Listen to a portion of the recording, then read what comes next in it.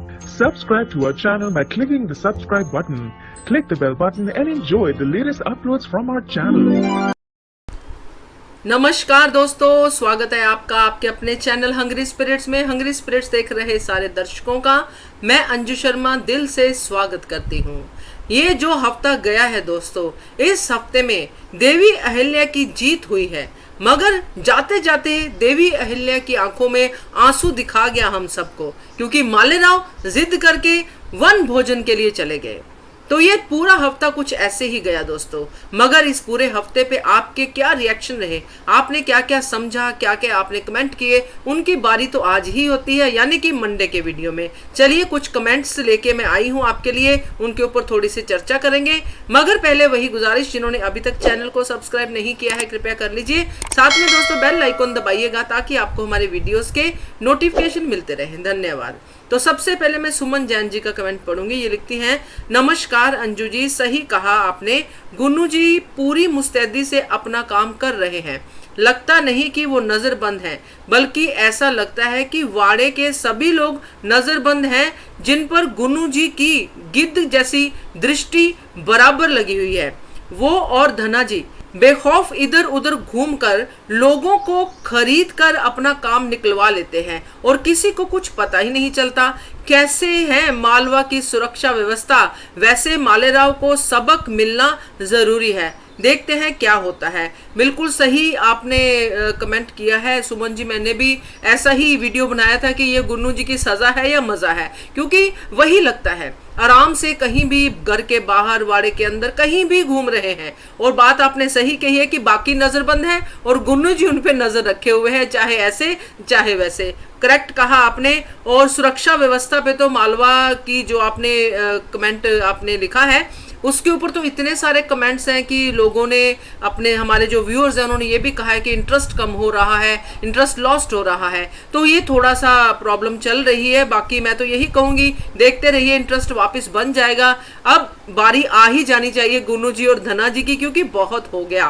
तो ये आप सबका भी यही रिएक्शन है, काफ़ी सारे लोगों का।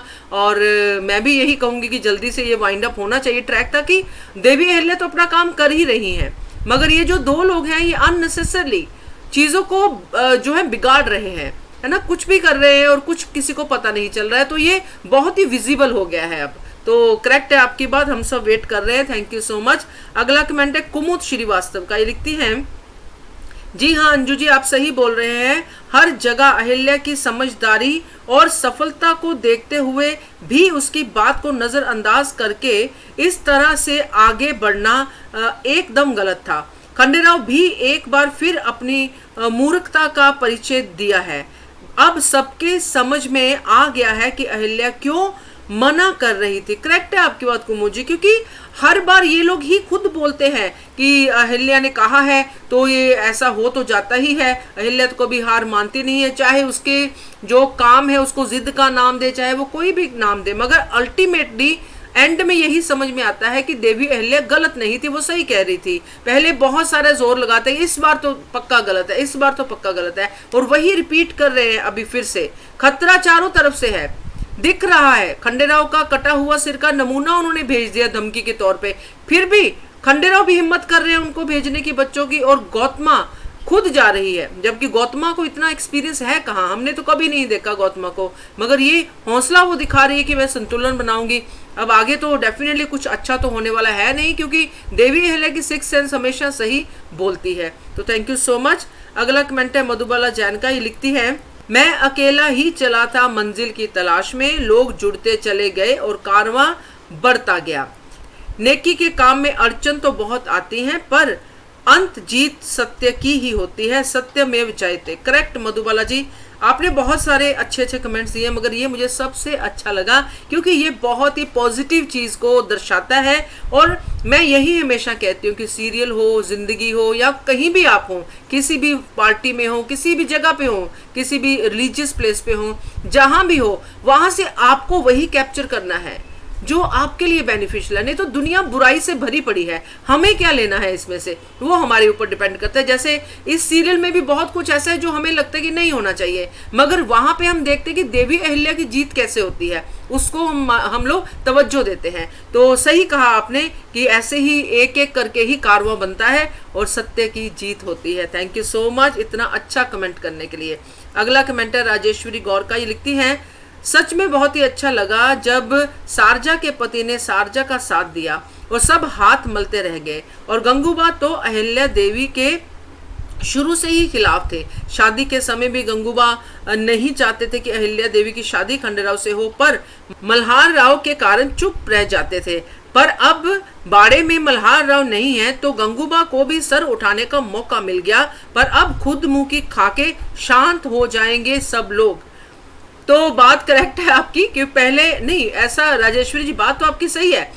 जो पहले होता था ना, पहले भी गंगूबा तात्या खिलाफ होते थे, बट वो अपनी बात को बहुत ही नरमी से मल्हार सरकार के सामने रखते थे कि साहब मैं ये सलाह दे रहा हूँ, ये नहीं होना चाहिए, ये ऐसे समाज बिगड़ जाएगा। मगर अब क्योंकि मल्हार सरकार नहीं है तो उनके हौसले और बुलंद हो गए हैं। शायद ये भी हो सकता है कि वो अपने आप को रिप्रेजेंट कर रहे हो कि मैं अब यहाँ पे सबसे बड़ा हूँ तो मुझे सही सलाह ही देनी चाहिए, तो ये भी हो सकता है। बाकी गंगूबा तात्या के रंग ढंग तो बदले हुए नजर आ रहे हैं, हम सब देख रहे हैं, क्योंकि अंदर से जो ईगो, पुरुष प्रधान ईगो है, वो कहीं ना कहीं हर्ट हो गई है।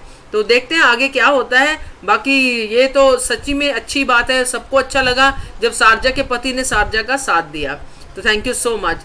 तो अगला कमेंट पढ़ते हैं सरला चुक्का। ये लिखती हैं, this very bad, nobody catch the आस्तीन का सांप, दे आर वेरी क्लेवर। तो बिल्कुल आपकी सही बात है, आस्तीन के सांप ही हैं वो, वहीं पे रह के वहीं पे लोगों को डस रहे हैं। और सच में आपकी तरह हमें भी बुरा लग रहा है कि वो जल्दी पकड़े जाने चाहिए। इवन वो पकड़े गए हैं फिर भी वो ये सब हरकतें करते नजर आते हैं, तो ये थोड़ा सा बुरा लगता है। और क्लेवर तो डेफिनेटली वो है। सरला जी आपने सही कहा, थैंक यू सो मच। अगला कमेंट है पद्मा व्यास का। ये लिखती है, अहिल्या's focus is Malvasya and Praja. Kids are being ignored and Malerao keeps on doing bigger and bigger galtiyan to get mother's attention. When parents don't stand together, kids will react. तो पद्मा जी आपका comment बहुत प्यारा है, बहुत अच्छा है, मगर आधे से मैं सहमत हूँ, आधे से मैं नहीं सहमत हूँ। क्योंकि जो आपने एंड में लिखा है वो डेफिनेटली सही बात है कि जब पेरेंट्स के बीच में कुछ गलत फहमियां पैदा होती है, लड़ाई झगड़े होते हैं, तो बच्चे रिएक्ट करते ही करते हैं, तरीके उनके अपने अपने होते हैं। और यहाँ पे मगर जहाँ अहिल्या देवी की बात आ रही है, वहाँ पे ये नहीं है कि मालेराव को अहिल्या देवी की अटेंशन चाहिए। अहिल्या देवी तो जितना भी समय मिलता है मालेराव को समझाने में, उसको अटेंशन देने में, इवन कि मालेराव उनको इतना उल्टा बोलते हैं, तब भी वो उसकी जो है हमेशा प्यार से ही पेश आती हैं और सख्ती से भी पेश आते हैं जहां जरूरी होता है। तो मालेराव ये अटेंशन सीकिंग के लिए तो नहीं करते हैं, क्योंकि मैं जो समझ पा रही हूँ अपने नजरिए से कि जो बाकी के लोग हैं, जो दुश्मन पार्टी है, क्योंकि राजाओं की फैमिली में ये सब होता ही था, ये पॉलिटिक्स बच्चों में ही शुरू हो जाती थी, बच्चों से ही शुरू कर देते थे ये लोग, क्योंकि बच्चों को बिगाड़ना या पैदा होते ही राजकुमार को मार दो, ऐसी कहानियां हमने सब सुनी हुई है अपनी जिंदगी में। तो ये नॉर्मल फैमिली नहीं है, ये एक राजाओं की फैमिली है जिसमें मालेराव को बिगाड़ना उनका टारगेट है। और जब मालेराव के दिमाग में उसकी माँ के खिलाफ बातें डालते हैं, तो जब मालेराव खुद देखते हैं कि हमारी जो मदर है वो जा रही है और मुझे बता नहीं रही है, और ये बात मुझे बाकी लोग भी बोल रहे हैं कि वो तो तुम्हारा ध्यान नहीं रखती है, जबकि जितना अहिल्या देवी अपने बच्चों का ध्यान रखती है, हमने देखा है कि कैसे वो कितने भी बिजी क्यों ना हो मगर अपने बच्चों के पास जाती हैं, है ना। और खंडेराव से भी वो काफ़ी कुछ नेगेटिव सीख रहे हैं, और ये मुझे नहीं लग रहा है जो आपने लिखा है कि वो अपने देवी अहिल्या की अटेंशन यानी कि अपनी मदर की अटेंशन पाने के लिए ये सब कर रहे हैं। उनको ये सिखाया जा रहा है, और कहीं ना कहीं वो उस पुरुष प्रधान ईगो के शिकार भी बचपन में ही हो चुके हैं कि औरतें ये नहीं कर सकती, औरतें वो नहीं कर सकती। तो ये मुझे लगता है कि इसमें मालेराव की कम और बाकी के जो लोग हैं, दुश्मन हैं, उनकी ज़्यादा गलती है, क्योंकि जो समय से ये कहानी आ रही है उस समय राजाओं के घर पे ये सब चलता था कि जैसे हम कहानियां सुनते हैं कि राजा के राजकुमार के ऊपर खतरा, राजा जो है अपने बच्चों को प्रोटेक्ट करता था कि बड़े होके राजगद्दी संभाल पाएं, और दुश्मन उनको खत्म करने में लगे रहते हैं। तो अब यहाँ पे दिमागी तौर पे दुश्मन अपना काम कर रहे हैं, तो ये मुझे लगता है। बाकी थैंक यू सो मच आपके कमेंट के लिए। अगला कमेंट है राजेंद्र कुमार जी का। ये लिखते हैं, you are right Anju ji, होना भी यही चाहिए। देवी अहिल्या अपने फर्ज जानती है और पूरा करती है, अभी तक का माहौल यही बता रहा है। करेक्ट है आपकी बात, क्योंकि ये बात तो राजेंद्र जी आपने सही कहा है कि देवी अहिल्या ने कभी भी अपनी जिम्मेदारी से मुंह नहीं मोड़ा है।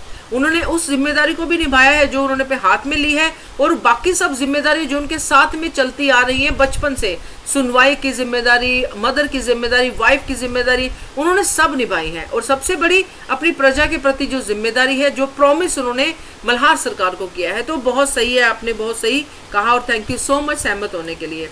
अगला कमेंट है फातिमा का, ये लिखती हैं, नमस्कार Anju ji, Khanderao did not learn from his mistakes, गुनु with his tactics had sent him to Gurukul. He should have shared his plight with his wife and Malhar Sarkar, and he should have become more vigilant for his Rajya and Praja. It does not seem like that he, the key person in distorting the mind of Malerao, Shiv Shambhu alone can guide him. सही बात है आपकी, क्योंकि जो खंडेराव को गुरुकुल भेजा गया तो उस समय द्वारिका और जो अपने गुनु जी, उन्होंने बड़ी साजिशें की थी जानबूझ के, एक पूरी प्लानिंग का हिस्सा था कि कैसे खंडेराव को गुस्सा दिलवाना है। मगर यहाँ में भी अभी तक खंडेराव को ये बातें पता ही नहीं चली हैं। अगर पता चलती तो वो गुनु जी का साथ कभी नहीं लेते। तो ये बात है, बट जितना आपने लिखा है उसके हिसाब से विजिलेंट होना चाहिए, क्योंकि राजा को तो विजिलेंट होना बहुत ज़रूरी है। अगर राजा विजिलेंट नहीं है तो स्टेट का हाल खराब हो जाता है, और वो हाल खराब नहीं हो रहा है क्योंकि देवी अहिल्या विजिलेंट है। तो मालेराव के लिए तो सच में आपने कहा है जो कि शिव शंभू गाइड करे, तो यही हम भी कहते हैं। मगर ये हिस्ट्री है फातिमा जी, ये लिखी जा चुकी है, ये हो चुका है जिसको हम देख रहे हैं।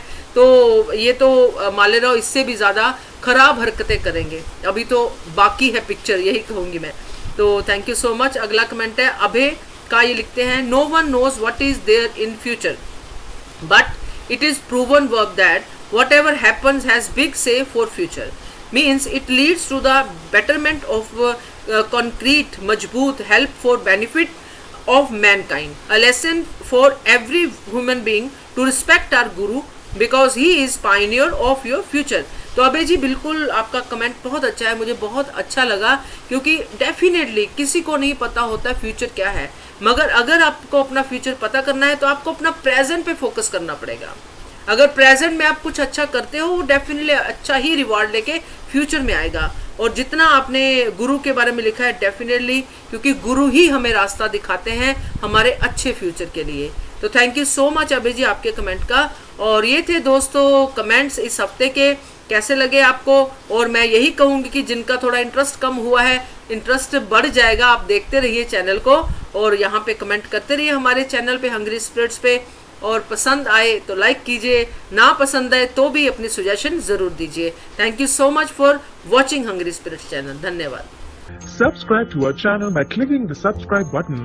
Click the bell button and enjoy the latest uploads from our channel.